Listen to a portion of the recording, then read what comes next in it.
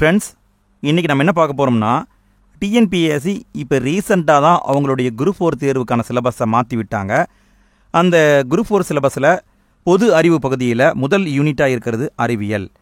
அந்த அறிவியல் யூனிட்டில் நிறைய டாப்பிக்கை கொடுத்துருக்காங்க. அதில் இருக்கிற ஒரு முக்கியமான டாபிக் தான் காந்தவியல். இந்த காந்தவியல் அப்படிங்கிற டாப்பிக்கை தான் நம்ம இன்றைக்கி பார்க்க போகிறோம். இந்த காந்தவியல் அப்படிங்கிற டாபிக் ஸ்கூல் புக்கில் 3 இடத்துல இருக்குதுங்க. 6ஆம் வகுப்பு 3வது பருவத்தில் கொடுத்துருக்காங்க. அதே மாதிரி 8ஆம் வகுப்புலேயும் கொடுத்துருப்பாங்க. எங்கே கொடுத்துருக்காங்கன்னு பார்க்கலாம். இங்கே பாருங்கள், கொடுத்துருக்காங்க 8ஆம் வகுப்பில். 9ஆம் வகுப்புலேயும் காந்தவியல் மற்றும் மின்காந்தவியல் இங்கேயும் கொடுத்துருக்காங்க.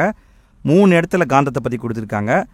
இந்த 3 இடத்துல இருக்கிற தகவலையும் எடுத்து அதை நோட்ஸாக மாற்றிருக்கிறோம். அந்த நோட்ஸை தான் இன்றைக்கி நம்ம பார்க்க போகிறோம். நோட்ஸை மட்டும் பார்க்க போகிறது கிடையாது, இந்த பாடங்களுக்கு பின்னாடி இருக்கிற புத்தக வினா விடைகள் அதையும் நம்ம பார்க்க போகிறோம். இந்த வீடியோவை பொறுத்த வரைக்கும் வீடியோ உங்களுக்கு கண்டிப்பாக இன்ட்ரெஸ்டிங்காக தான் இருக்கும். கொஞ்சம் அப்படியே நிதானமாக கவனிச்சிங்கனாவே போதும். இந்த சயின்ஸ் அப்படிங்கிற டாப்பிக்கை நிறைய பேர் படிக்க மாட்டாங்க. நீங்களும் படிக்க தேவையில்லை. நாங்கள் போடுற வீடியோவை மட்டும் பாருங்கள் போதும். நாங்கள் போடுற வீடியோவிலேயே பேசிக்காக எல்லாத்தையுமே சொல்லிக் கொடுத்துருவோம். இதே மாதிரி அணுக்கரு இயற்பியல் அப்படிங்கிற ஒரு பாடத்தையும் நம்ம வீடியோவை போட்டிருக்கிறோம். அந்த வீடியோவுக்கான லிங்க்கு இந்த வீடியோவுக்கு கீழே டிஸ்கிரிப்ஷன்லேயும் ஃபஸ்ட்டு கமெண்ட்லேயும் இருக்குது. இந்த வீடியோவை முழுமையாக பொறுமையாக பாருங்கள். வீடியோ பிடிச்சிருக்கு அப்படின்னா அந்த வீடியோவையும் கிளிக் பண்ணி பார்த்துக்கோங்க. வீடியோ பிடிச்சிருக்கு அப்படின்னா மறக்காமல் வீடியோக்கு லைக் போடுங்க. வீடியோ எப்படி இருந்தது அப்படிங்கிறதையும் கமெண்ட்டில் போட்டு விடுங்க. உங்களுடைய நண்பர்கள், உங்களுடைய ரிலேஷன்ஸ் யாராவது படிச்சுட்ருக்காங்கன்னா அவங்களுக்கும் வீடியோவை ஷேர் பண்ணி விடுங்க. சரி, நம்ம பாடத்துக்குள்ளே போகலாம். முதல்ல காந்தத்துக்கு எப்படி காந்தம் அப்படிங்கிற பேர் வந்துச்சுன்னு பார்க்கலாம். காந்தம் அப்படிங்கிறத மேக்னெட் அப்படின்னு இங்கிலீஷில் சொல்லுவாங்க. இந்த மேக்னெட் அப்படிங்கிற வார்த்தை எப்படி வந்ததுன்னு பார்த்தீங்கன்னா, இந்த காந்தத்தை எங்கே கண்டுபிடிச்சாங்களோ அதையவே பேராக வச்சிட்டாங்க. அதாவது ஆசியா மைனர்னு ஒரு பகுதி இருக்குதுங்க. எங்கே இருக்குன்னா ஆசியாவில் இருக்குது. அந்த ஆசியா மைனருங்கிற பகுதியை மெக்னீசியா அப்படின்னு சொல்லுவாங்க. ஆசியா மைனர்னு சொல்லுவாங்க, மெக்னீசியா அப்படின்னு சொல்லுவாங்க. அந்த இடத்துல தான் ஃபஸ்ட்டு காந்தத்தை கண்டுபிடிச்சிருக்காங்க. அதனால் மெக்னீசியாங்கிற வார்த்தை வர்ற மாதிரி மேக்னெட் அப்படின்னு பேர் வச்சுட்டாங்க. இந்த காந்தத்தை முதல்ல யார் கண்டுபிடிச்சாங்க அப்படின்னு பார்த்தீங்கன்னா சீனாக்காரங்க தான் கண்டுபிடிச்சிருக்காங்க. எப்போன்னு பார்த்தீங்கன்னா கிறிஸ்து பிறக்கிறதுக்கு முன்னாடியே கண்டுபிடிச்சிட்டாங்க. கிறிஸ்து பிறக்கிறதுக்கு 200 ஆண்டுகளுக்கு முன்னாடியே காந்தத்தை கண்டுபிடிச்சிட்டாங்க. ஆனால் அதை பெரிய அளவுக்கு அந்த காலத்தில் பயன்படுத்தலை. எப்போ பயன்படுத்த ஆரம்பிக்கிறாங்கன்னா கிபி 1200, அதாவது 12ஆம் நூற்றாண்டு. 12ஆம் நூற்றாண்டு அப்படின்னு பார்த்தீங்கன்னா நம்ம சோழர்கள் காலத்தை சொல்லலாம். சோழர்கள் காலம் இருக்குது பார்த்தீங்களா, அதற்கு ஈவனான காலத்தில் தான் காந்தத்தை திசை காட்டும் கருவியாக பயன்படுத்தியிருக்காங்க சீனாக்காரங்க. ஸோ இப்படி தான் காந்தத்தை கண்டுபிடிச்சிருக்காங்க. இந்த காந்தத்தை பொறுத்த வரைக்கும் பொதுவாக 2 டைப்பாக நம்ம பிரிக்கலாம். இயற்கை காந்தம், செயற்கை காந்தம். இயற்கை காந்தம் அப்படின்னா இயற்கையாகவே அதுக்குள்ள காந்தத்தன்மை இருக்கும். ஆரம்பத்துலேருந்து அது காந்த பண்போடு இருக்கும். செயற்கை காந்தம்னா ஆரம்பத்தில் காந்தமாக இருக்காது. நாம் அதுக்குள்ளே தேவையான மாற்றங்களை பண்ணி அதை காந்தமாக மாற்றுவோம். இயற்கை காந்தமாக இருந்தாலும் சரி, செயற்கை காந்தமாக இருந்தாலும் சரி, ஒவ்வொரு காந்தத்துக்குள்ளேயும் 3 பண்புகள் இருக்கும். இந்த 3 பண்பும் முக்கியமான பண்பு என்னன்னு பார்த்தீங்கன்னா கவரும் பண்பு, விளக்கும் பண்பு, திசை காட்டும் பண்பு. இதை கொஞ்சம் நம்ம டீட்டெயிலாக தெரிஞ்சுக்கலாம். முதல்ல பார்க்குறது கவரும் பண்பு. கவரும் பண்புனா இப்போ ஒரு காந்தம் இருக்குன்னு வைங்க, இது ஒரு காந்தம். அதுவே இன்னொரு காந்தம் இங்கே இருக்குன்னு வைங்க, இப்படி ஒரு காந்தம் இருக்குது. 2 காந்தத்தையும் பக்கத்துக்கு கொண்டு போகிறோம்னு வச்சுக்கோங்களேன். இதில் என்ன நடக்கும்னா இங்கே இந்த முனை பாசிட்டிவ், இந்த முனை நெகட்டிவ். இப்படி இருந்தால் அந்த காந்தம் ஒன்றை ஒன்று ஈர்க்கும். 2ம் ஒன்றோட ஒன்று ஒட்டிக்கும். எது பாசிட்டிவ் நெகட்டிவாக இருந்தால். அதுவே இங்கே ஒரு காந்தம் இருக்குது, இங்கேயும் ஒரு காந்தம் இருக்குது, இது பாசிட்டிவ் இதுவும் பாசிட்டிவ்னா அந்த காந்தம் ஒன்றோட ஒன்று சேராது. என்ன தான் பண்ணாலும் தலைகீழாக நின்னாலும் சேர்த்த முடியாது. இது விளக்கும் பண்பு. அதாவது நேர் துருவங்கள், அதாவது பாசிட்டிவ் ப்ளஸ் பாசிட்டிவ் இப்படினாலும் சேராது, நெகட்டிவ் இப்படினாலும் சேராது. ஸோ இது விளக்கும் பண்பு, அது சேரும் பண்பு. அடுத்து திசை காட்டும் பண்பு. திசை காட்டும் பண்புனா ஒரு காந்தத்தை கட்டி தொங்க வர்றோம்னா அது எப்பொழுதும் பூமியோட வடக்கு தெற்கு திசையை பார்க்குற மாதிரி தான் நிற்கும். வடக்கு சைடு தெற்கு சைடு இந்த 2 சைடை பார்க்குற மாதிரி தான் காந்தம் நிற்கும். அடுத்தது சில காந்த சொற்களை பார்க்குறோம். காந்த புலம் அப்படிங்கிறத பார்க்குறோம். காந்த புலம்னா இப்படி ஒரு காந்தம் இருக்குன்னு வைங்க, இது ஒரு காந்தம். இந்த காந்தத்தை சுற்றி அதனுடைய ஃபோர்ஸ் எந்த அளவுக்கு போகுதோ அதுதான் காந்தப்புலம். அதாவது இந்த ரேஞ்சுக்கு காந்தத்துடைய ஃபோர்ஸ் போகுதுன்னா அதுதான் காந்தப்புலம். இந்த காந்த புலத்தை எப்படி கால்குலேஷன் பண்ணுவாங்கன்னா டெஸ்லா அப்படின்னு குறிப்பிடுவாங்க. டெஸ்லாவில் கால்குலேஷன் பண்ணுவாங்க, இல்லைன்னா காசில் கால்குலேஷன் பண்ணுவாங்க. ரெண்டுக்கும் என்ன வித்தியாசம் அப்படின்னா, இப்போ இங்கே கொடுத்துருக்காங்க பாருங்கள், ஒரு டெஸ்லா அப்படின்னு நம்ம சொல்லிக்கலாம், இல்லைன்னா 10,000 காசுன்னு சொல்லிக்கலாம். அதாவது ஒரு டெஸ்லாங்கிறது 10,000 காசுக்கு சமம். ஸோ நம்ம எப்படி வேணால் கன்வெர்ட் பண்ணி சொல்லிக்கலாம். டெஸ்லாவிலையும் சொல்லிக்கலாம், காசுலையும் சொல்லிக்கலாம். இதை பி அப்படிங்கிற குறியீட்டால் குறிப்பிடுவாங்க. இதான் காந்தப்புலம். அடுத்தது காந்த விசைக்கோடுகள். காந்த விசைக்கோடுகள்னால் இது ஒரு காந்தப்புலம்னு பார்த்தோம் இல்லையா, இதுலேருந்து இப்படி மேக்னெட்டிக் ஃபீல்டு இப்படி போயிட்டே இருக்கும். இப்படி போகும், இப்படி நிறையா போகும், இப்படி நிறைய மேக்னெட்டிக் அந்த லேயர்ஸ் போயிட்டுருக்கும். அதைத்தான் காந்த விசைக்கோடுகள் அப்படின்னு சொல்கிறாங்க. அடுத்தது காந்த பாயம். காந்த பாயம்னா ஒரு குறிப்பிட்ட பரப்பின் வழியாக ஒரு ஏரியா இருக்குதுன்னு வச்சுக்கோங்களேன். இப்போ இது ஒரு ஏரியா. இந்த ஏரியாவுக்குள்ளே எவ்வளோ காந்த விசைக்கோடுகள் போகுது, எத்தனை கோடு போகுது அப்படிங்கிறது தான் காந்த பாயம். காந்த பாயம்ங்கிறது என்னது, எத்தனை கோடு போகுது அப்படிங்கிறது. இதை இங்கே கொடுத்துருக்காங்க, என்ன பேருன்னு எனக்கு தெரியல, இந்த குறியீட்டால் குறிப்பிடுவாங்க. இதனுடைய அலகு என்னன்னு பார்த்தீங்கன்னா வெபருங்கிற அலகால் குறிப்பிடுவாங்க. நல்லா பாருங்கள், காந்த புலம்னா டெஸ்லா, காந்த பாயம்னா வெபர். அடுத்தது காந்த பாய அடர்த்திங்கிறத பார்க்குறோம். காந்த பாய அடர்த்தினா இது ஒரு காந்த புலம்னு பார்த்தோம் இல்லையா, இதுக்குள்ளே எத்தனை காந்த விசைக்கோடுகள் போகுதுன்னு பார்த்தோம். இது எந்த அளவுக்கு அடர்த்தியாக போகுது, எந்த அளவுக்கு கேப்பாக போகுதுங்கிறத குறிப்பிடுறது தான் காந்த பாய அடர்த்தி. காந்த பாய அடர்த்தியின் அலகு என்னென்னு பார்த்தீங்கன்னா வெபர் பை மீட்டர் ஸ்கொயர். நல்லா பாருங்கள், காந்த பாயம்னா வெபரு, காந்த பாய அடர்த்தினா வெபர் பை மீட்டர் ஸ்கொயர். அடுத்தது காந்த விசைக்கோடுகளுடைய பண்புகளை பார்க்குறோம். அதாவது இது ஒரு காந்தம்னு வச்சுக்கோங்களேன், இது ஒரு காந்தம். இந்த காந்தத்திலிருந்து பார்த்தீங்கன்னா இப்படி காந்த விசைக்கோடுகள் போகும், இப்படி போயிட்டே இருக்கும், இப்படி நிறைய காந்த விசைக்கோடுகள் போகும். இந்த காந்த விசைக்கோடுகளுக்கு என்ன பண்பு இருக்குதுன்னு கேட்டிங்கன்னா, இது காந்தத்தின் உட்புறமாக செல்லும். நல்லா பாருங்கள், இங்கே பாருங்கள், இந்த நேர் பாருங்கள், உள்ளே போகுது. காந்தத்தின் உட்புறமாக செல்லும். இது ஒரு தொடரான வளைவுக்கோடு, தொடர்ந்து போயிட்டே இருக்கும். இது எப்படி ஸ்டார்ட் ஆகும்னா வட துருவத்தில் ஆரம்பித்து, நல்லா பாருங்கள், கேட்க வாய்ப்பு இருக்குது, வட துருவத்தில் ஆரம்பித்து தென் துருவத்தில் முடியும். இது வடக்கு சைடுன்னு வச்சுக்கோங்க, இங்கே ஆரம்பித்து இது அப்படியே தெற்கு சைடு இங்கே முடியும். இந்த காந்த விசைக்கோடுகள் ஒன்றை ஒன்று வெட்டி கொள்ளாது. இங்கே பாருங்கள், இது ஒன்று எப்பயுமே வெட்டிக்காது, இது வெட்டிக்காது, இது வெட்டிக்காது. ஸோ வெட்டிக்காமல் தான் இருக்கும். இந்த காந்த விசைக்கோடுகளில் காந்த புலத்துடைய வலிமை என்பது துருவங்களில் தான் அதிகமாக இருக்கும். அதாவது இந்த முனையில் மட்டும்தான் காந்தத்துடைய ஃபோர்ஸுங்கிறது அதிகமாக இருக்கும், மற்ற இடங்களில் கம்மியாக இருக்கும். இதுதான் காந்த விசைக்கோடுகளுடைய பண்புகள். அடுத்தது காந்தத்துடைய டைப்பை நம்ம பார்க்க போகிறோம். இயற்கை காந்தம், செயற்கை காந்தம்ங்கிறத பார்க்க போகிறோம். இயற்கை காந்தம்னா நம்ம முன்னாடி சொன்னோம் இல்லையா, இயற்கையாகவே அதுக்குள்ளே காந்த பண்பு இருந்தால் அது இயற்கை காந்தம். இயற்கை காந்தம் அப்படிங்கிறது நிலையான காந்தம், எப்பயுமே அதுக்குள்ளே காந்த பண்பு இருக்கும், காந்த பண்பு போகவே போகாது. இந்த இயற்கை காந்தம் பொதுவாக எங்கே கிடைக்குதுன்னு பார்த்தீங்கன்னா, பூமியில் பல்வேறு பகுதியில் இருக்கிற மணல் படிவுகளில் கிடைக்குது. எங்கே கிடைக்குது? பூமியுடைய பல்வேறு பகுதியில் இருக்கிற மணல் படிவில் கிடைக்குது. இந்த இயற்கை காந்தம் அப்படிங்கிறத எடுத்து பார்த்தீங்கன்னா, அது பொதுவாக இரும்புடைய தாதுவாக இருக்கும். இயற்கை காந்தம்னாவே அது இரும்பு தான், உள்ளே இருக்கிறது இரும்பு தான். அது என்ன இரும்புடைய தாது அப்படின்னு சொல்கிறாங்கன்னு கேட்டிங்கன்னா, அதாவது இரும்பு அப்படிங்கிறத பூமியிலிருந்து எல்லா இடத்துலேருந்தும் எடுக்கலாம். அதாவது மணல்லேருந்து எடுக்கலாம், இல்லை களிமண்லேருந்து எடுக்கலாம், செம்மண்லேருந்து எடுக்கலாம், சரளை மண்லேருந்து எடுக்கலாம். எங்கேருந்து வேணுமானாலும் இரும்பு துகள் எடுக்கலாம் இல்லையா. இதில் எதில் எடுக்கும்போது அதிகமான இரும்பு கிடைக்குதோ அதைத்தான் தாதுன்னு சொல்லுவாங்க. புரியுதுங்களா? எதில் அதிகமான இரும்பு கிடைக்குதோ, எதில் நமக்கு லாபம் அதிகமோ அதைத்தான் தாதுன்னு சொல்லுவாங்க. இரும்புடைய தாதுவை பொறுத்த வரைக்கும் 3 டைப் இருக்குது: மேக்னடைட், ஹெமடைட், சிடரைட். இதில் மேக்னடைட் எடுத்துக்கிட்டிங்கன்னா அதுலேருந்து 72% இரும்பை எடுக்க முடியும். அதில் இருக்கிற 72% இரும்பு. ஹெமடைட் எடுத்துட்டிங்கன்னா அதில் 69% இரும்பு இருக்குது. சிடரைட் எடுத்துட்டிங்கன்னா அதில் 48% இரும்பு இருக்குது. இது நல்லா பார்த்துக்கோங்க, இரும்பு இந்தளவுக்கு இருக்குது. அப்போ அதிகமான இரும்பு எதில் இருக்குது? மேக்னடைட்டில் இருக்குது. இந்த மேக்னடைட்டுங்கிறது என்னது? இரும்போட ஆக்சைடு. இரும்பும் ஆக்சிஜனும் சேர்ந்தது தான் மேக்னடைட். இந்த மேக்னடைட்டுங்கிறது தான் இயற்கையில் காணப்படக்கூடிய வலிமையான காந்தம். இதை கேட்க வாய்ப்பு இருக்குங்க. அதாவது இயற்கையில் காணப்படும் வலிமையான காந்தம் எதுன்னு கேட்பாங்க. இயற்கையில் காணப்படக்கூடிய வலிமையான காந்தம் மேக்னடைட். இது மட்டும்தான் இயற்கை காந்தமானு கேட்டால் கிடையாது. இரும்போட சல்ஃபைட் இருக்குது. இரும்போட சல்பைட்டுக்கு பேர் என்னது? பெரோடைட் அப்படிங்கிறது. அதே மாதிரி ஃபெர்ரைட் அப்படின்னு ஒன்று இருக்குது, கூலும் ஃபைட்டுன்னு ஒன்று இருக்குது. இது எல்லாமே இயற்கை காந்தங்கள். அடுத்தது மேக்னடைட்னு ஒன்று பார்த்தோம்ல, இது என்னது?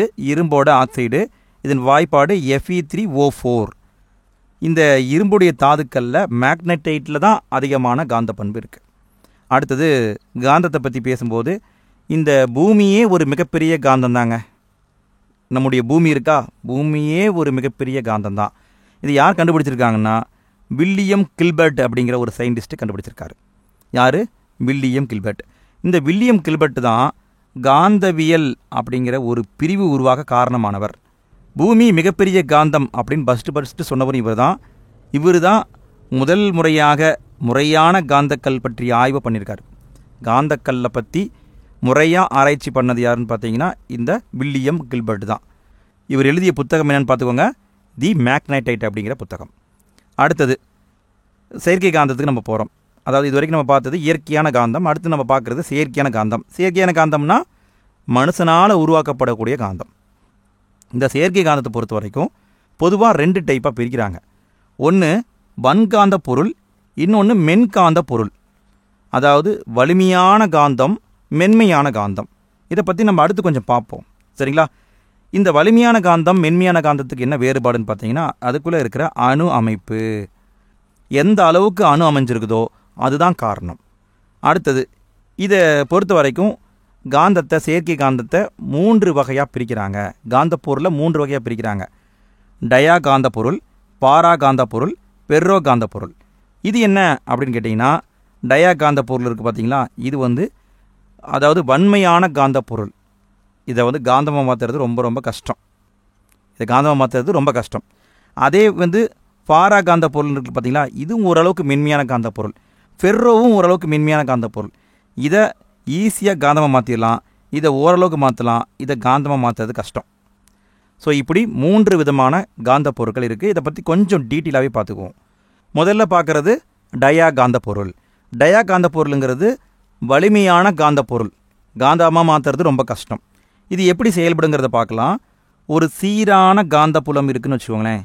அதாவது ஒரு மேக்னெட்டிக் ஃபீல்டு இருக்குது, அது சீராக இருக்குது, அதாவது ஒரு லெவலில் போயிட்டே இருக்குதுன்னு வச்சுக்கோங்களேன். அங்கே இந்த காந்த பொருளை கட்டி தொங்க விடுறோம்னு வச்சுக்கோங்க. அப்படி போயிட்டுருக்குது ஒரு மேக்னெட்டிக் ஃபீல்டு. நம்ம கொண்டு போய் ஒரு காந்த பொருளை கட்டி தொங்க விடுறோம். எந்த பொருளை? டயா பொருளை கட்டி தொங்க விடுறோம்னா அது காந்த புலத்தின் திசைக்கு செங்குத்தாக நிற்கும். இவன் போயிட்டுருக்கிறான்லையே இப்படி, அவன் என்ன பண்ணுவான்? இவனுக்கு ஆப்போசிட்டாக நிற்பான். டேய் வாடா நீ வாடா, நானா நீ என்ன பார்த்துக்கலான்னு சொல்கிறாங்கல்ல, அந்த மாதிரி டயா காந்த பொருள் செங்குத்தாக நிற்கும்.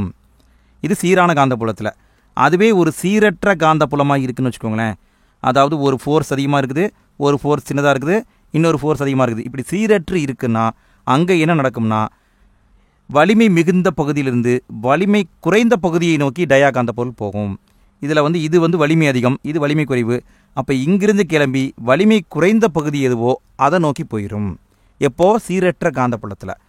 அதே மாதிரி காந்த புலத்திற்கு எதிரான திசையில் காந்தமாகும். அதாவது இப்படி காந்தமாக மாற்ற ட்ரை பண்ணுறோம்னா அவன் நமக்கு ஆப்போசிட்டாக தான் அந்த காந்தமாக மாறுவான். இது இந்த டயா காந்த பொருள். இந்த டயா காந்த பொருளை வெப்பப்படுத்தினா ஏதாவது மாற்றம் நிகழுமான்னு கேட்டால் எந்த மாற்றமும் நிகழாது. அப்படியே இருக்கும், எரும மாட்டு மேலே மழை பெஞ்ச மாதிரி இந்த டயா காந்த பொருள். இதற்கு உதாரணம் என்ன அப்படின்னு கேட்டிங்கன்னா, பிஸ்மத், தாமிரம், பாதரசம், தங்கம், நீர், ஆல்கஹால், காற்று, ஹைட்ரஜன், இது எல்லாத்தையுமே சொல்லலாம். இது எல்லாமே காந்தமாக மாறுவது ரொம்ப கஷ்டம். காந்தமாக மாற்றணுன்னா ரொம்ப கஷ்டப்படணும். அடுத்து பாரா காந்த பொருள். பாரா காந்த பொருள்னா இதுவும் காந்தமாக மாறுறது கஷ்டம், பட் ஈஸியாகவே கொஞ்சம் மாற்றலாம். அதாவது மாற்ற முடியும், கொஞ்சம் ஃபோர்ஸ் பண்ணால் மாற்றிக்கலாம். இது எப்படி செயல்படுங்கிறத பார்க்கலாம். சீரான காந்த புலமாக இருக்குதுன்னு வச்சுக்கோங்களேன். இப்போ ஒரு காந்த புலம் சீராக இருக்குன்னா அங்கே இந்த பாரா காந்த பொருளை கட்டி தொங்க விட்டோம்னா காந்த புலத்தின் திசைக்கு இணையாக நிற்கும். அதாவது இதுக்கு ஈவனாக இப்படி நின்றுவாப்புல. நம்ம முன்னாடி என்ன பார்த்தோம்? செங்குத்தாக நிற்கும். இது ஈவனாக நின்றுரும். இது சீரான காந்த புலத்தில். அதே சீரற்ற காந்த புலமாக இருந்ததுன்னா அதில் நம்ம கட்டி தொங்க வர்றோம்னு வச்சுக்கோங்களேன். இப்போ இது ஒரு சீரற்ற காந்த புலம், அதிகமாக இருக்குது, கம்மியாக இருக்குது, அதிகமாக இருக்குது, கம்மியாக இருக்குது. அப்போ வலிமை குறைந்த பகுதியிலிருந்து வலிமை மிகுந்த பகுதியை நோக்கி நகரும். அதாவது இங்கே இருந்து இங்கே நோக்கி நகர்ந்துருவாப்புல. அதாவது எங்கே கம்மியாக இருக்கோ அங்கேருந்து எங்கே அதிகமாக இருக்கோ அதை நோக்கி நகர்ந்துருவாப்புல. அடுத்து இந்த பாரா காந்த பொருள் எப்படி காந்தமாக செயல்படும்னா காந்தப்புலத்தின் திசையிலேயே காந்தமாகும். அதாவது இப்படி காந்தமாக போகுதுன்னா அதுக்கு இணையாகவே அதோடைய திசையிலேயே காந்தமாக மாறும். இந்த பாரா காந்த பொருளில் வெப்பத்தால் மாற்றம் ஏற்படுமான்னு கேட்டால் மாற்றம் கண்டிப்பாக ஏற்படும். கண்டிப்பாக மாற்றம் நடக்கும். அடுத்து இந்த பாரா காந்த பொருளுக்கு உதாரணம் என்னென்னு கேட்டிங்கன்னா aluminium, platinum, chromium, oxygen, manganese, nickel மற்றும் இரும்பின் உப்பு கரைசல் இது எல்லாமே பாரா காந்த பொருளுக்கு உதாரணம். அடுத்தது ஃபெர்ரோ காந்த பொருளை பார்க்குறோம். ஃபெர்ரோ காந்த பொருள் அப்படிங்கிறது ஈஸியாகவே காந்தமாக மாறக்கூடிய பொருள். இது எப்படி செயல்படுங்கிறத பார்க்கலாம். ஒரு சீரான காந்த புலமாக இருக்குதுன்னு வச்சுக்கோங்களேன். அதாவது ஒரு மேக்னெட்டிக் ஃபீல்டு சீராக இருக்குது. இப்படி சீராக இருக்குன்னா அங்கே இந்த ஃபெர்ரோ காந்த பொருளை கட்டி தொங்க விட்டோம்னா காந்த புலத்தின் திசைக்கு இணையாக வந்து நிற்கும். இதுவும் இப்படி காந்த புலத்துடைய திசையிலேயே காந்தமாக மாறும். இது சீரான காந்தப்புலம். அதுவே சீரற்ற காந்தப்புலமாக இருக்குதுன்னு வச்சுக்கோங்களேன். இப்போ இங்கே ஒரு வேவ் அதிகமாக இருக்குது, இங்கே கம்மியாக இருக்குது, இங்கே அதிகமாக இருக்குது. சீரற்ற காந்தப்புலம்னா வலிமை குறைந்த பகுதியிலிருந்து வலிமை மிகுந்த பகுதியை நோக்கி போகும். எங்கே கம்மியாக இருக்கோ அங்கே இருந்து வலிமை மிகுந்த பகுதியை நோக்கி போகும். ஆனால் ஒன்று நல்லா கவனிங்க, விரைவாக நகரும், ரொம்ப வேகமாகவே ஓடி போயிடும். அடுத்து காந்தப்புலத்தின் திசையில் இதை கட்டி தொங்க வர்றன்னு வச்சுக்கோங்களேன். இதுவும் காந்தப்புலத்தின் திசையில் தான் காந்தமாக மாறும். ஆனால் வலிமையான காந்தமாக மாறும். நல்லா பாருங்கள், வலிமையான காந்தமாக மாறும். இவ்வகை பொருளில் வெப்பத்தால் மாற்றம் ஏற்படுமான்னு கேட்டால் வெப்பத்தால் மாற்றம் ஏற்படும். என்ன மாற்றம் ஏற்படும்? அதாவது ஃபெர்ரோ காந்த பொருள் பாரா காந்த பொருளாக மாறும். இப்படி ஃபெர்ரோ காந்த பொருளாக இருக்கிறது ஹீட் பண்ணிட்டோம்னா பாரா காந்த பொருளாக மாறிடும். அடுத்தது இதுக்கு உதாரணம் இரும்பு, கோபால்ட், நிக்கல், எஃகு மற்றும் இவற்றுடைய உலோக கலவை எல்லாமே காந்தமாகக்கூடிய பொருட்கள் தான். அடுத்தது கியூரி வெப்பநிலைங்கிறத ஒன்று பார்க்குறோம். கியூரி வெப்பநிலைன்னா என்னென்னு கேட்டிங்கன்னா எந்த வெப்பநிலையில் ஃபெர்ரோ காந்த பொருள் பாரா காந்த பொருளாக மாறுதோ, ஃபெர்ரோ காந்த பொருள் பாரா காந்த பொருளாக மாறுதோ அந்த வெப்பநிலைக்கு கியூரி வெப்பநிலைன்னு பேர். புரியுதுங்களா? அதாவது ஃபெர்ரோ காந்த பொருள் வெப்பத்தால் பாரா காந்த பொருளாக மாறுன்னு பார்த்தோம் இல்லையா, அது எந்த டெம்பரேச்சரில் மாறுதோ அதை தான் கியூரி வெப்பநிலைன்னு சொல்கிறாங்க. அடுத்தது செயற்கை காந்தத்தை கொஞ்சம் டீட்டெயிலாக பார்க்குறோம். செயற்கை காந்தத்தை பொறுத்த வரைக்கும் இயற்கை காந்தத்தை விட வலிமை வாய்ந்தவை. இதை எப்படி உருவாக்குறாங்க? முன்னையே பார்த்தோம் இல்லையா, இரும்பு, நிக்கல், கோபால்ட், எஃகு இந்த பொருளை பயன்படுத்தி உருவாக்குறாங்க. அது மட்டும் இல்லாமல் நியோடினியம் மற்றும் சமாரியம் இந்த 2 உலோகங்களுடைய கலவையை பயன்படுத்தி தயாரிக்கலாம். நியோடினியம், சமாரியம் 2 உலோகத்துடைய உலோக கலவை, அதை நம்ம எடுத்து அதை வச்சும் செயற்கை காந்தத்தை தயாரிக்கலாம். செயற்கை காந்தத்தை பொறுத்த வரைக்கும் அதில் 2 டைப் இருக்குது. ஒன்று தற்காலிக காந்தம், நிலையான காந்தம். அது என்னங்கிறத கொஞ்சம் பார்த்துக்கலாம். தற்காலிக காந்தம்னா நம்ம எந்த அளவுக்கு அதில் காந்த பண்பை தூண்டி விட்டுக்கிட்டே இருக்கிறோமோ, நம்ம அதை விரட்டிக்கிட்டே இருக்கிறோமோ அது வரைக்கும் அது காந்தமாக இருக்கும். விரட்டுறதை நிப்பாட்டிட்டோம்னா காந்தமாக மாறாது. அதுவே நிலையான காந்தம்னா எப்பயுமே ஓரளவு காந்தமாக இருக்கும். தற்காலிக காந்தம் அப்படிங்கிறது எப்படி செயல்படும்னு பார்த்தீங்கன்னா புற காந்த புலத்துடைய உதவியுடன் தயாரிக்கப்படும். அதாவது மின்சார மணியை எடுத்துக்கோங்களேன். இந்த மின்சார மணி, மின்சார சுமை தூக்கி இதில் நம்ம கரண்ட்டை கொடுத்தோம்னா அது காந்தமாக செயல்படும். கரண்ட் ஆஃப் பண்ணிட்டோம்னா அது காந்தத்தை நிப்பாட்டிட்டு நின்று போயிடும், ஆஃப் ஆயிரும். நம்ம சுவிட்சு போட்டால் மணி அடிக்கும், சுவிட்ச் ஆஃப் பண்ணால் அங்கே மணி அடிக்காது. ஸோ இதுதான் தற்காலிக காந்தம். இது வெகு விரைவிலேயே காந்த பண்பை இழந்துடும். இந்த தற்காலிக காந்தத்தை எப்படி தயாரிக்கிறாங்கன்னா தேன் இரும்பிலிருந்து தயாரிக்கிறார்கள். இது முக்கியமான பாயிண்ட்டுப்பா, நோட் பண்ணிக்கோங்க. தற்காலிக காந்தத்தை தேன் இரும்பிலிருந்து தயாரிக்கிறாங்க. மின்சாரத்தை செலுத்துகிற வரைக்கும் அதில் காந்த பண்பு இருக்கும். அடுத்து நிலையான காந்தம். நிலையான காந்தம் அப்படின்னா இது எப்பயுமே காந்த பண்போடு இருக்கும். இதை எப்படி தயாரிக்கிறாங்கன்னா கனமான எக்கை வச்சு தயாரிக்கிறாங்க. கனமான எக்கு மேக்சிமம் எதை பயன்படுத்துகிறாங்கன்னு பார்த்தீங்கன்னா அல்னிக்கோ அப்படிங்கிற உலோக கலவையை பயன்படுத்துகிறாங்க.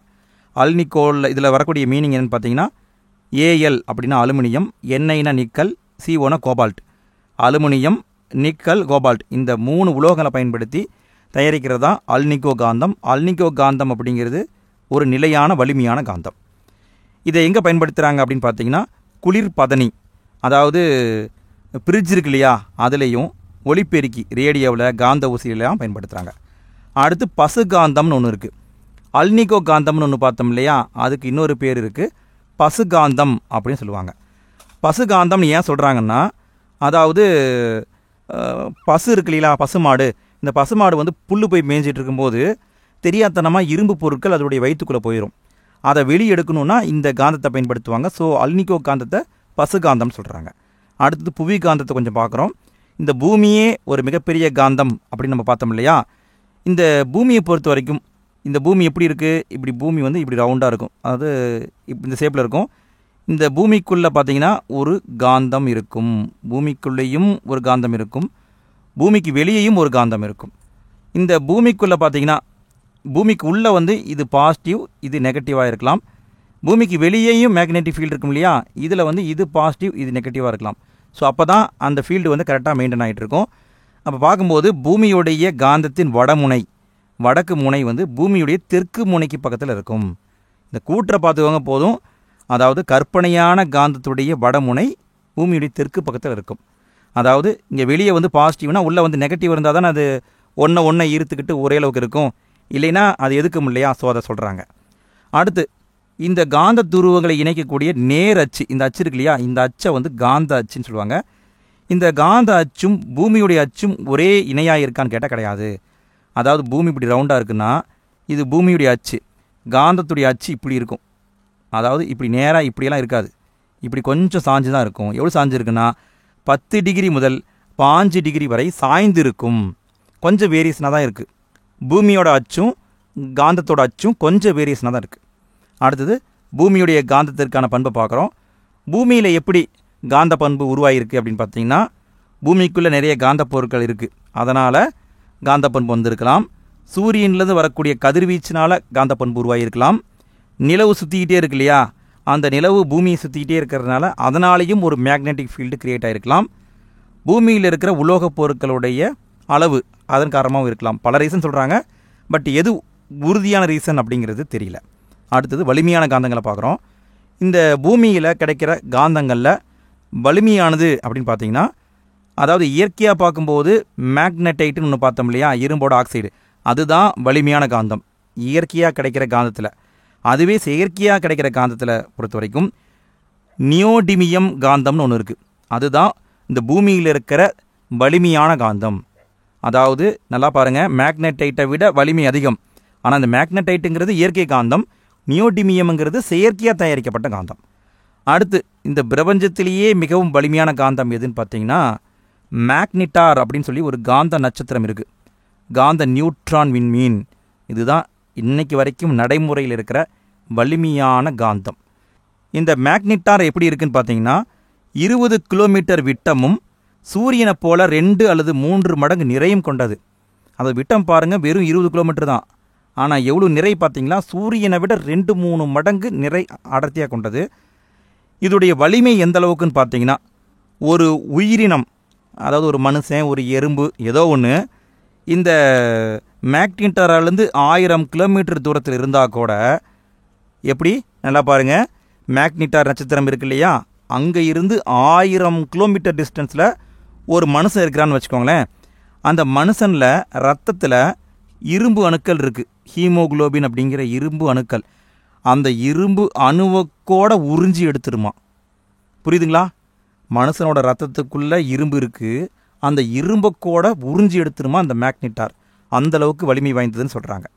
அடுத்தது புவி காந்த புலத்தை பார்க்குறாங்க. இந்த புவி காந்த புலத்தை பொறுத்த வரைக்கும் நம்ம பூமியுடைய காந்தப்புல மதிப்பு எவ்வளோ இருக்குதுன்னு பார்த்தீங்கன்னா, ஃபோர்ஸ் அதோடைய வேல்யூ எவ்வளோன்னு பார்த்தீங்கன்னா 25 முதல் 65 மைக்ரோ டெஸ்லா வரை இருக்கும் பூமியுடைய காந்தப்புலத்தின் வலிமை. இந்த புவி காந்தப்புலத்தை பற்றி பேசும்போது இதை விட குளிர்பதனங்களில் பயன்படுத்தக்கூடிய காந்தம் ரொம்ப வலிமையானதான். அதாவது 20 மடங்கு வலிமை வாய்ந்ததுன்னு சொல்கிறாங்க. எத்தனை மடங்கு? 20 மடங்கு. 20 மடங்கு வலிமை வாய்ந்தது அப்படின்னு சொல்கிறாங்க. அடுத்தது காந்தத்துடைய பயன்களை பார்க்குறோம். இது கொஞ்சம் முக்கியம், நல்லா பார்த்துக்கோங்க. கேள்வி இந்த ஏரியாவிலேருந்து தான் அதிகமாக வரும். அதாவது 1820 ஏப்ரல் 21 ஹான்ஸ் கிறிஸ்டியன் வயர்ஸ்டெட் அப்படின்னு ஒருத்தர் இருந்தார். அந்த சயின்டிஸ்ட் வந்து மின்னோட்டம், அதாவது மின்சாரம் இப்படி போயிட்டு இருக்குதுன்னா அது காந்த புலத்தை உருவாக்குதுங்கிறத கண்டுபிடிச்சார். யார்? வயர்ஸ்டெட். இவர் என்ன பண்ணுறாரு, கரண்ட் போகுதுன்னா அந்த கரண்ட் போகிற வழியில் காந்தப்புலம் உருவாகுதுங்கிற கண்டுபிடிச்சார். 1921 மைக்கேல் பாரடே அப்படிங்கிறவர் காந்தப்புலத்தில் வைக்கும்போது மின்னோட்டம் பாயும் கடத்தி விளக்கமடையும். அதாவது ஒரு மேக்னெட்டிக் ஃபீல்டு போயிட்டுருக்குது, அதுக்குள்ளே கரண்ட் போகிற ஒரு பொருளை வைக்கிறோம்னா அது விளக்கமடையும் அப்படிங்கிறத மைக்கேல் ஃபாரடே கண்டுபிடிக்கிறாங்க. இப்படி 2 பேர் கண்டுபிடிச்சதை வச்சு தான் இன்றைக்கி நிறைய பொருட்களை நம்ம பயன்படுத்திக்கிட்டு இருக்கிறோம். அதை சுருக்கமாக பார்க்கலாம். அதிவேகமான மெக்லிவ் தொடர்வண்டி, இது என்னென்னா மின்காந்த தொடர்வண்டி. அதாவது காந்தத்தை பயன்படுத்தி ட்ரெயினை இயக்குறாங்க. இது எங்கே இருக்குன்னா ஜப்பான், ஜெர்மனி, சீனா போன்ற நாடுகளில் இருக்குது. இந்த ட்ரெயினை பொறுத்த வரைக்கும் உலகத்திலேயே மிக வேகமாக செல்லும் தொடர்வண்டி எது? இந்த மெக்லிவ் ட்ரெயின் தான். எவ்வளோ வேகம் போகணுன்னா ஒரு மணிக்கு 500 கிலோமீட்டர் வேகத்தில் போகும். இதுக்கு சக்கரம் கிடையாது. அதாவது இப்படி மேக்னெட்டிக் ஃபீல்டு இருக்கும், மேக்னெட்டிக் அடியில் பதிச்சிருவாங்க. அந்த ட்ரெயின் பெட்டி இப்படி மேந்துக்கிட்டே இருக்கும். இப்படி பெட்டி மேந்துக்கிட்டே போயிட்டுருக்கும். அதுக்கு சக்கரமே இருக்காது. அடுத்தது பேங்கிங்கில் காந்தத்தை பயன்படுத்துகிறோம். எப்படி பயன்படுத்துகிறோம்? பற்று அட்டை. அதாவது பற்று அட்டைனா இது டெபிட் கார்டு, கடன் அட்டைனா கிரெடிட் கார்டு. இந்த கிரெடிட் கார்டு டெபிட் கார்டுக்கு பின்னாடி பார்த்தீங்கன்னா ஒரு காந்த வரி பட்டை இருக்கும். இதை மார்க் ஸ்ட்ரைப்னு சொல்லுவாங்க. என்ன சொல்லுவாங்க? Mark stripe. அந்த வரி வரியாக போட்டிருக்கும் பாருங்கள், ஒரு மாதிரி ஒட்டி இருக்கும் பாருங்கள் கருப்பு கலராக. இந்த மார்க் ஸ்ட்ரைஃபை எப்படி தயாரிச்சிருப்பாங்கன்னா இரும்பிலிருந்து பெறப்பட்ட நுண்ணிய துகள்களாக வச்சுருப்பாங்க. அந்த நுண்ணிய துகளை வச்சு ஒரு பிளாஸ்டிக் லேயரை ஒட்டிடுவாங்க. அதுக்குள்ளே பார்த்தீங்கன்னா சின்ன சின்னதாக நிறைய இரும்பு பீஸ் இருக்கும். அது ஒரு காந்தமாக செயல்படுது. இது எந்த அளவுக்கு சின்னதுன்னு பார்த்தீங்கன்னா ஒவ்வொரு இரும்பு துகளும் ஒரு அங்குல நீளத்தில் 20 மில்லியனில் ஒரு பங்கு. ஒரு அங்குலம்ங்கிறதே சின்னது, அதில் 20 மில்லியனா பிரித்தோம்னா அதில் ஒரு பங்கு தான் இந்த இரும்பு துகள். அந்தளவுக்கு ரொம்ப சின்னதாக இருக்கும். அப்படி கிரெடிட் கார்டு டெபிட் கார்டில் காந்தத்தை பயன்படுத்துகிறோம். அடுத்து பார்த்திங்கன்னா வங்கி காசோலைகள், அதாவது செக்குங்க. செக்கை கொண்டு போய் கொடுக்குறேன்னு வச்சுக்கோங்களேன். அந்த செக்கு மேலே இருக்கிற MICR என்ன ஸ்கேன் பண்ணுறதுக்காக கம்ப்யூட்டரில் காந்தத்தை பயன்படுத்துகிறாங்க. கம்ப்யூட்டரில் சின்ன சின்ன காந்தம் இருக்கும், அதை வச்சு MICR நம்பரை ஸ்கேன் பண்ணுவாங்க. அடுத்தது மருத்துவத்துறை.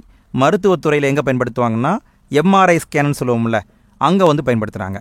இதை விளக்கமாக சொல்லணுன்னா மேக்னெட்டிக் ரெசொனன்ஸ் இமேஜிங், அதில் காந்தத்தை பயன்படுத்துகிறாங்க. தமிழில் சொல்லணுன்னா காந்த ஒத்ததிர்வு நிழலுரு படம், அதில் பயன்படுத்துகிறாங்க. இதில் வலிமையான காந்தம் இருக்குது MRI ஸ்கேனில். அடுத்தது பந்தய புறாக்கள்.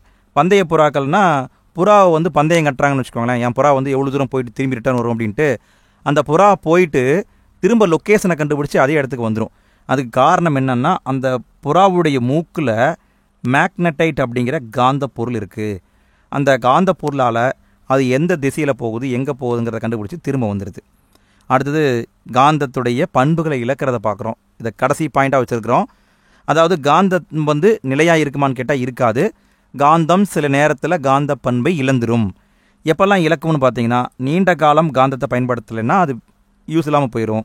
உயரமான இடத்துலேருந்து கீழே போட்டுட்டோம்னா காந்த பண்பை இழந்துடும். காந்த பொருளை வச்சு தொடர்ந்து சுத்தியால் அடிச்சுக்கிட்டே இருக்கணும்னு வச்சுக்கோங்க, அது காந்த பண்பு போயிடும். அதிகமான வெப்பத்துக்கு உட்படுத்திட்டோம்னாலும் காந்த பண்பு போயிடும். காந்தத்தை சுற்றி இருக்கிற கம்பியில் மின்சாரத்தை மாற்றி மாற்றி அனுப்புகிறோம்னு வைங்க, அப்பையும் காந்த பண்பு போயிடும். காந்தத்தை முறையாக பராமரிக்கலைனாலும் காந்த பண்பு போயிடும். அப்போ காந்தத்தை கரெக்டாக பராமரிக்கணும்னு சொல்கிறாங்க. இது வரைக்கும் நோட்ஸை பார்த்துட்டோம். அடுத்தது புக் பேக் கொஷினை பார்க்குறோம். முதல்ல பார்க்குறது 8ஆம் வகுப்பில் இருக்கிற புக் பேக் கொஷின். இதில் முதல்ல பார்க்குறது சரியான விடையை தேர்ந்தெடுத்து எழுதுக. முதல் கேள்வியை பாருங்கள். பின் வருவனவற்றுள் காந்தத்தால் கவரப்படும் பொருள் எதுன்னு கேட்குறாங்க. அதாவது காந்தம் எந்த பொருளை இழுக்கும், கவர்ந்து இழுக்கும்னு கேட்குறாங்க. மரப்பொருளை இழுக்குமா? இழுக்காது. ஏதேனும் ஒரு உலோகத்தை இழுக்குமான்னு கேட்டால் உறுதியாக இழுக்காது. தாமிரத்தை இழுக்காது. இரும்பு மற்றும் எஃகு, இரும்பையையும் எஃகையும் தான் காந்தம் ஃபஸ்ட்டு இழுக்கும். அப்போ விடை இதுதான். அடுத்து 2வது கேள்வியை பாருங்கள். கீழ்காணும் ஒன்று நிலைத்த காந்தத்திற்கு எடுத்துக்காட்டு. அதாவது நிலைத்த காந்தம் பாருங்கள், மின்காந்தம் அப்படிங்கிறது இது நிலைத்த காந்தம் கிடையாது. கரண்ட் ஆஃப் பண்ணிட்டுனா ஆஃப் ஆயிரும். உமெட்டல் இதுவும் நிலையான காந்தம் கிடையாது. அடுத்து தேனிரும்பும் காந்த பண்பு நிலைத்து இருக்காது. நியோடிமியம் இது நிலையான காந்தத்திற்கு எடுத்துக்காட்டு. அடுத்தது 3வது கேள்வியை பாருங்கள். ஒரு சட்ட காந்தத்தின் தென்முனையும் தெற்கு முனையும் யூ வடிவ சட்ட காந்தத்தின் வடமுனையும், அதாவது காந்தம் இது சட்ட காந்தமாக இருக்குது, இப்படி காந்தம் இருக்குது, இது யூ வடிவ காந்தமாக இருக்குது, எப்படி வேணால் இருக்கலாம். அதில் இருக்கிற தென்முனை ப்ளஸ் வடமுனை ரெண்டுமே சேர்ந்தால் என்னாகும்? ஒன்றை ஒன்று கவரும். அப்போ இதுதான் ஆன்சர். அடுத்து 4வது கேள்வியை பாருங்கள். கற்பனையான புவி காந்தப்புலம் எந்த வடிவத்தை போன்றது? கற்பனையான புவி காந்தப்புலம் சட்ட வடிவ காந்தத்தை போன்றது. அடுத்த கேள்வியை பாருங்கள். MRI என்பதன் விரிவாக்கம் என்னன்னு கேட்குறாங்க. நம்ம முன்னாடி பார்த்தோம் இல்லைங்களா, மேக்னெட்டிக் ரிசோனன்ஸ் இமேஜிங். அடுத்தது 6வது கேள்வியை பாருங்கள். காந்த ஊசி எதற்காக பயன்படுதுன்னு கேட்டிருக்காங்க. அதாவது எதுக்காக பயன்படுது? காந்த விசைக்கோடுகளை அறிய பயன்படுது, காந்த புலத்தின் திசையை அறியவும் பயன்படுது, கடல் பயணத்துக்கும் பயன்படும். மேற்கண்ட அனைத்தும். இதுதான் விடை. அடுத்து பாருங்கள், கோடிட்ட இடங்களை நிரப்புக. முதல் கேள்வியை பாருங்கள். காந்தத்தின் வலிமை அதன் முனைகளில் எப்படி இருக்கும்? முனைகளில் எப்படி இருக்கும்? முனைகளில் அதிகமாக இருக்கும். அதாவது காந்தத்துடைய வலிமை முனையில் தான் அதிகமாக இருக்கும். அடுத்து 2வது கேள்வியை பாருங்கள். ஒரு காந்தம் எத்தனை முனைகளை கொண்டது? ஒரு காந்தத்தில் 2 முனை தான் இருக்கும், வடமுனை தென்முனை. அடுத்து 3வது கேள்வியை பாருங்கள். மின்சார உற்பத்திக்கு பயன்படும் காந்தம் எந்த காந்தம்? அதாவது இது வந்து எப்படி சொல்லுவாங்கன்னா டைனமோ காந்தம். அதாவது எப்படி சொல்லலாம்? டைனமோ காந்தம் சொல்லலாம், இல்லைன்னா வந்து தற்காலிக காந்தம் அப்படின்னு கூட சொல்லிக்கலாம். அடுத்து 4வது கேள்வியை பாருங்கள். கனமான இரும்பு பொருட்களை உயர்த்த பயன்படுவது என்னது? மின்தூக்கி. அதாவது மின்தூக்கி என்பது என்னது? ஒரு தற்காலிக காந்தம். அடுத்தது 5வது கேள்வியை பாருங்கள். தடையின்றி தொங்கவிடப்பட்ட காந்தம் எப்பொழுதும் எப்படி நிற்கும்? அதாவது தடையின்றி தொங்கவிடப்பட்ட காந்தம் எப்பொழுதும் பூமியுடைய வடதென் முனையை நோக்கி தான் நிற்கும். அடுத்தது பாருங்கள், பொறுத்துக. மேக்னடைட் அப்படிங்கிறது இயற்கையான காந்தம். ஒரு சிறு சுழலும் காந்தம் என்னது? காந்த ஊசி பெட்டிக்குள்ளே தான் ஒரு சின்ன சுழலும் காந்தம் இருக்கும். கோபால்ட் அப்படிங்கிறது ஃபெர்ரோ காந்த பொருள். வலைப்பரப்பு அப்படிங்கிறது காந்த விசை கோடுகள். பிஸ்மத் அப்படிங்கிறது டயா காந்த பொருள். அடுத்து பாருங்கள், கீழ்காணும் கூற்றுகளை ஆராய்ந்து சரியான கூற்றை தேர்வு செய்க. அதாவது கீழே வந்து பார்த்தீங்கன்னா கூற்று காரணம் டைப்பில் கொடுத்துருக்காங்க. இதில் எது சரிங்கிறத கண்டுபிடிக்கணும். பாருங்கள், முதல் கேள்வி கூற்று என்ன கொடுத்துருக்காங்க? இரும்பு துருவல்களின் செறிவு காந்த துருவ பகுதிகளில் அதிகம். இரும்பு துருவலுடைய செறிவு காந்தத்துடைய துருவம்னா முனைப்பகுதியில் அதிகமாக இருக்கும். இந்த கூற்று கரெக்டு தான். ஏன்னா ஒரு காந்தம் இருக்குன்னா காந்தத்துடைய வடமுனை தென்முனையில் தான் அதிகமான ஃபோர்ஸ் இருக்கும். சரி, இங்கே என்ன காரணம் கொடுத்துருக்காங்கன்னு பார்க்கலாம். இங்கே காரணம் என்ன கொடுத்துருக்காங்க?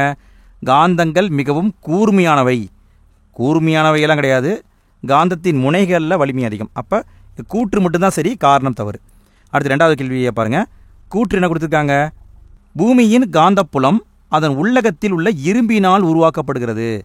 அதாவது பூமியுடைய காந்தப்புலம் அதுக்குள்ளே இருக்கிற இரும்பினால் உருவாக்கப்படுகிறது. இதுவும் ஒரு காரணம் தான். ஓகே, சரி, காரணம் என்ன? உயர் வெப்பநிலையில் ஒரு காந்தமானது அதன் காந்த பண்பினை இழக்கும். அதாவது உயர்ந்த வெப்பநிலையில் இழந்துடும், கரெக்டு தான். அப்படி காந்த பண்பை இழக்கிறதுக்கும் பூமியுடைய உட்புறத்தில் இரும்பு இருக்கிறதுக்கும் என்ன காரணம்? சம்பந்தமே இல்லை. அப்போ கூற்று காரணம் ரெண்டும் சரிதான், பொருத்தமான விளக்கம் இல்லை. அடுத்து பாருங்கள், சரியான விடையை தேர்ந்தெடுத்து எழுதுக. இது வந்து 9th புத்தகத்தில் இருக்கிற புக் பேக் கொஷினு. முதல் கேள்வியை பாருங்கள். பின் வருவனவற்றுள் எது மின் ஆற்றலை இயந்திர ஆற்றலாக மாற்றுகிறது? அதாவது மின் ஆற்றலை எது இயந்திர ஆற்றலாக மாற்றுது அப்படின்னு பார்த்தீங்கன்னா மோட்டார் வந்து கரண்ட் கொடுத்தா அது இயந்திரமாக செயல்படும், கரெக்டு. மின்கலன் இங்கேருந்து கரண்ட் தான் எடுக்க முடியும். மின்னியற்றி இங்கேருந்து எடுக்க முடியாது, சாவி இங்கேருந்து எடுக்க முடியாது. ஸோ விடை வந்து மோட்டார். அடுத்து 2வது கேள்வியை பாருங்கள். கீழ்கண்ட எவற்றில் மின்மாற்றி வேலை செய்கிறது? எதில் மின்மாற்றி வேலை செய்யுதுன்னா ஏசி, அந்த இதில் மட்டும்தான் மின்மாற்றி வேலை செய்யும். இதை நோட்ஸில் சொல்லவே இல்லையே அப்படின்னு கேட்டிங்கன்னா, இதை பற்றியெல்லாம் நாங்கள் நோட்ஸில் சொன்னோம்னா இந்த ஒரே வீடியோ வந்து 10 மணி நேரம் ஓடும். ஸோ அந்தளவுக்கு நிறைய கண்டென்ட் இருக்குது. இதெல்லாம் கேள்வியாக வராது, புக் பேக் கொஷின் மட்டும் பாருங்கள். அடுத்து 3வது கேள்வியை பாருங்கள். மின்னோட்டத்தை ஏசி மின்னியற்றியின் சுருளிலிருந்து வெளிச்சுற்றுக்கு எடுத்து செல்லும் மின்னியற்றியின் பகுதி. அதாவது ஒரு கரண்ட்டை ஏசி மின்னியற்றியிலிருந்து வெளிச்சுற்றுக்கு எடுத்துகிட்டு போகிறது எதுன்னு கேட்குறாங்க. எதுனா தூரிகைகள். அடுத்து 4வது கேள்வியை பாருங்கள். காந்தப்பாய அடர்த்தியின் அலகு என்னன்னு கேட்குறாங்க. காந்தப்பாய அடர்த்தியின் அலகு என்னன்னு கேட்டிங்கன்னா வெபர் பை மீட்டர் ஸ்கொயர்ட். இதுதான் அடர்த்தியின் அலகு. அடுத்தது பாருங்கள், கோடிட்டர்கள் நிரப்புக. முதல் கேள்வியை பாருங்கள். காந்தப்புல தூண்டலின் எஸ்ஐ அலகு. காந்தப்புல தூண்டல் இது நம்ம எப்படி குறிப்பிடுவோம்? காந்தப்புலம்னாவே டெஸ்லா தான், டெஸ்லான்னு சொல்லுவோம், அல்லது காஸ் அப்படின்னு கூட சொல்லுவோம். அடுத்து 2வது கேள்வியை பாருங்கள். உயர் மாறுதிசை மின்னோட்டத்தை குறைந்த மாறுதிசை மின்னோட்டமாக மாற்றுவதற்கு பயன்படும் கருவி என்ன அப்படின்னா, இதற்கான விடை என்னன்னு பார்த்தீங்கன்னா இறக்கு மின்மாற்றின்னு ஒன்று இருக்குது. அதான் வந்து பவரை வந்து சேஞ்ச் பண்ணி கொடுக்கறது. அடுத்து பாருங்கள், மின் மோட்டார் எதை மாற்றுகிறது? மின் மோட்டாரில் நம்ம என்ன பண்ணுறோம்? நம்ம மின்சாரத்தை அனுப்புகிறோம், கரண்ட்டை போடுறோம், அது என்னவா மாறுது? அது வந்து இயந்திர ஆற்றலாக மாறுது. அடுத்தது 4வது கேள்வியை பாருங்கள். மின்னோட்டத்தை உருவாக்குவதற்கு ஒரு கருவி டேஸ் ஆகும். மின்னோட்டத்தை உருவாக்குவதற்கான கருவி என்னன்னு பார்த்தீங்கன்னா மின்னாற்றல்.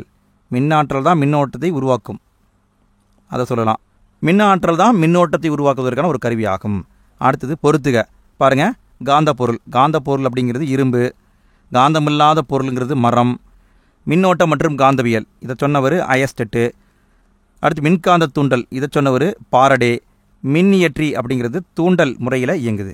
நல்லா பாருங்கள், இங்கே பாருங்கள். மின்னோட்டம் மற்றும் காந்தவியலை பற்றி சொன்னவர் ஒயஸ்டெட்டு. மின் காந்த தூண்டலை பற்றி சொன்னவர் மைக்கேல் பாரடே. இதை பார்த்துக்கோங்க, கேட்க வாய்ப்பு இருக்குது. அடுத்து பாருங்கள், சரியா தவறா என கூறுக, தவறு எனில் திருத்துக. முதல் கேள்வியை பாருங்கள். ஒரு மின் இயற்றி இயந்திர ஆற்றலை மின் ஆற்றலாக மாற்றுகிறது. அதாவது ஒரு மின்சாரத்தை உருவாக்கக்கூடியது, அது இயந்திர ஆற்றலை மின் ஆற்றலாக மாறுது. இது சரியான்னு கேட்டால் சரி. அடுத்து 2வது கேள்வியை பாருங்கள். காந்தப்புல கோடுகள் எப்பொழுதும் ஒன்றை ஒன்று விலக்குகிறது, வெட்டி கொள்வதில்லை. அதாவது காந்தப்புல கோடுகள் வெட்டி கொள்ளாது. அதாவது எதிரெதிர் கோடுகள் ஒன்றை ஒன்று இருக்கும், இணையான கோடுகள் ஒன்றை ஒன்று எதிர்க்கும். அப்போ இந்த கூற்றும் கரெக்டு. அடுத்து 3வது கேள்வியை பாருங்கள். ஃபிலமிங்கின் இடது கை விதி மின்னியற்றி விதி என்றும் அழைக்கப்படும். இது தப்பு.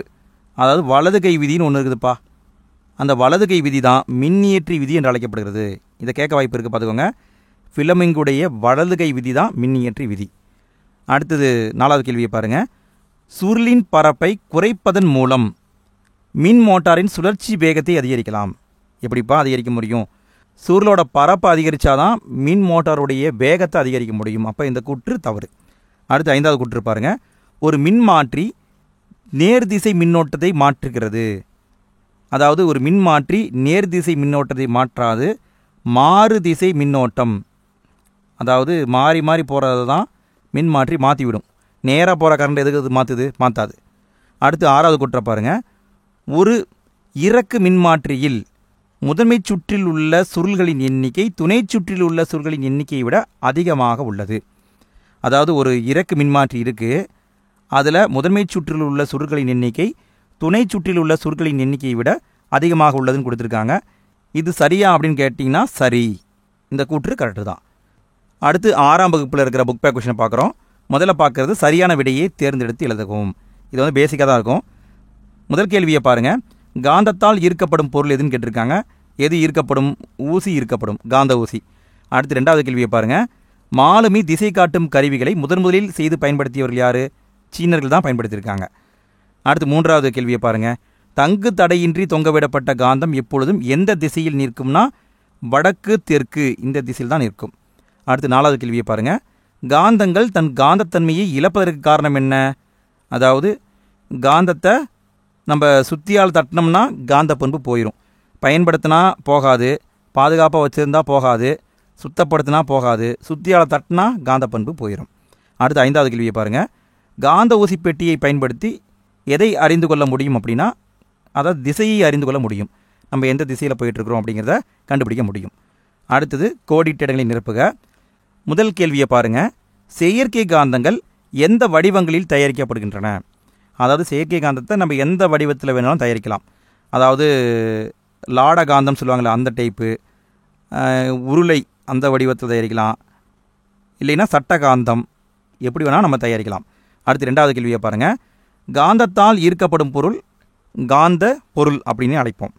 அடுத்து பாருங்கள் 3வது கேள்வியை பாருங்கள். காகிதம் என்பது ஒரு காந்த பொருள் கிடையாது. அடுத்து 4வது கேள்வியை பாருங்கள். பழங்கால மாலுமிகள் திசையை கண்டறிய தங்கள் கப்பல்களில் ஒரு சிறிய காந்த ஊசியை கட்டி தொங்க விட்டுருப்பாங்க. அடுத்து 5வது கேள்வியை பாருங்கள். ஒரு காந்தத்திற்கு எப்பொழுதும் 2 துருவங்கள் இருக்கும், வட துருவம் தென் துருவம். அடுத்து சரியா தவறா என கூறுக, தவறு என்றால் சரி செய்து தருக அப்படின்னு கொடுத்துருக்காங்க. முதல் கேள்வியை பாருங்கள். உருளை வடிவ காந்தத்திற்கு ஒரே ஒரு துருவம் மட்டும் இருக்குமான்னு சொன்னால் தப்பு. காந்தம்னாவே 2 துருவம் கண்டிப்பாக இருக்கும், வட துருவம் தென் துருவம். அடுத்து 2வது கேள்வியை பாருங்கள். காந்தத்தின் ஒத்த துருவங்கள் ஒன்றை ஒன்று விளக்கும். கரெக்டு. ஒரே துருவமாக இருந்தால் ஒன்றை ஒன்று விளக்கும். அடுத்து 3வது கூற்றை பாருங்கள். காந்தத்தினை இரும்பு துகள்களுக்கு அருகே கொண்டு செல்லும் பொழுது அதிக அளவிலான துகள்கள் காந்தத்தின் மையப்பகுதியில் ஒட்டி கொள்ளும். மையப்பகுதியில் ஒட்டும், தப்பு. முனைப்பகுதியில் தான் ஒட்டி கொள்ளும். அடுத்து 4வது கூற்றை பாருங்கள். காந்த ஊசியினை பயன்படுத்தி கிழக்கு மற்றும் மேற்கு திசைகளை கண்டறிய முடியும். தப்பு, கண்டுபிடிக்க முடியாது. வடக்கு தெற்கு திசை தான் கண்டுபிடிக்க முடியும். அடுத்து 5வது கேள்வியை பாருங்கள். ரப்பர் என்பது ஒரு காந்த பொருள் அப்படின்னா தப்பு. ரப்பர் எங்கே காந்த பொருள்? அது தவறு.